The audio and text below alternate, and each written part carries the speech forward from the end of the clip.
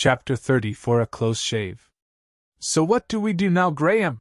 Asked Bouncer. Now we have to open a window, scale the glass exterior to the next floor, break into the server room and download the data for later analysis, replied Graham. Oh, said Bouncer pointing toward the wall. That all sounds a little dangerous, Graham. Can't we just put Ringo in that duct over there and let him sneak in? He's much smaller than we are.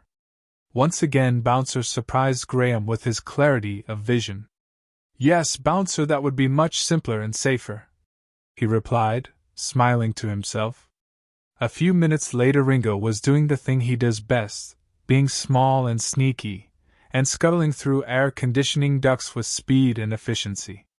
Graham and Bouncer watched intently on the screen as the video feed streamed from Ringo's cameras. Due to his tiny size, the world he saw looked massive. The ducts looked like the lava tubes on Trigon. The bolts and rivets that held everything together were the size of cars. From the thermal image camera they could see what must be the server room ahead and to the right. Ringo's AI quickly found a route to the server room and dropped into the darkened air-conditioned space. Both Graham and Bouncer could hear the hum of fans and servers as Ringo navigated the space trying to find a patch bay into which he could connect. Ringo quickly located an appropriate slot and jacked into it. A few moments later his AI had hacked the firewall, and data started to flow. An indicator on the display screen crept from left to right as data was written to his storage disk. At 45% the boys thought they were home free, but not a second later, and fully compliant with Murphy's Law, the data stopped. What's going on, Graham? I'm not sure, Bouncer. Ringo must have detected something and shut down his systems to prevent being found. As the seconds ticked by, the answer presented itself as a technician casually walked by Ringo's camera and stopped at a terminal opposite, and started to type out commands on the keyboard. What's he doing? Whispered Bouncer.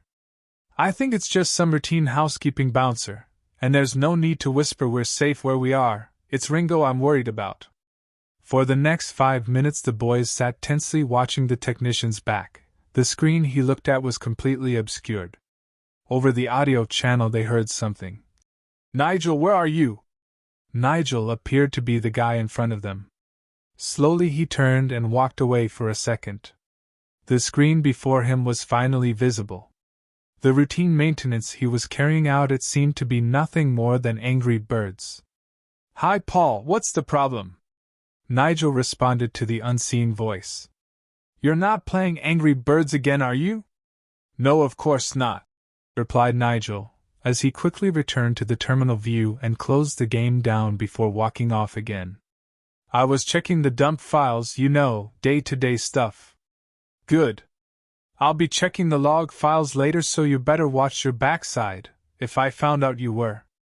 With that, a door closed somewhere in the room and the data once more started to flow. 15 minutes later Ringo was back, the data was safe, and Graham and Bouncer were walking into an elevator. As the elevator door closed, Bouncer whistled to himself. You know, Graham, I really am starting to love this Johnny English, James Bond stuff, all secret squirrel and sneaking around. Really, Bouncer? Replied Graham. Oh yes, it's really exciting.